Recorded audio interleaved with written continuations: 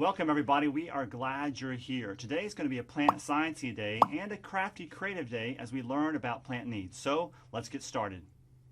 For today's session you'll need a couple of sheets of big paper. It could be old sections of gift wrap or newspaper, some tape, and any kind of crafty random supplies that you have. We're not only going to show you how to do it, but we're going to want you to do it with us. So this is how we get started.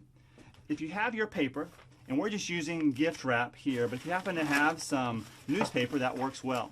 We're going to take a sheet of this, we're going to lay it on Ellie's head like this, so you might need a parent to help you with this. And if you have thicker tape like this, it works better, or if you have masking tape, that works also well. And we're going to make this to be our hat band. So Ellie's going to move her hand around. We're going to go all the way around the back, and we think about maybe some water. And as we look at some of the things here, what are some ways we could represent water attached to the hat? We have some old tissue paper from presents, and we could cut this into raindrop shapes to Okay. represent water. So while she's working on hers, we're going to give you a few minutes to work on yours as well. So we're going to start the countdown clock. So we'll come back and we'll share our hats together. So the countdown clock starts now. So she really got most of the plant's needs, but there are a few more. So we want to share with you a cool way to remember all the things that plants need. And they are this. Plants need P-L-A-N-T-S.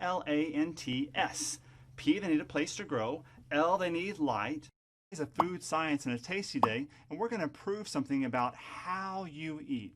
All you're going to need is a carrot, your journal, and something to write with. So let's get started. Let's think of a favorite food of yours. In a moment, I'm going to ask you to describe those. But to start with, I'm going to think about a food that I like. I really enjoy strawberries. So if I think about words to describe strawberries, I'm going to ask you to be a teacher now, and we're going to have you give this carrot a grade based on 5 senses. Your challenge for this, even if it's something that you think you probably don't like the taste of, is to evaluate it seriously. Be an objective scientist and look at each sense separately. So even if I think I might not like the taste of this carrot, I might first evaluate it based on its appearance. Does it look fresh? Does it have a nice color? And it may earn a grade of an A based on the appearance. We're going to grade these, so let's do it together. So first we're going to use our eyes, and we're going to evaluate it based on its appearance. We use our eyes to see food, and its appearance can make the food more or less appealing. Foods that are bright and colorful can look more appetizing. Your job is to complete the other sections of the journal as well. Be sure to share your completed journal back with your teacher.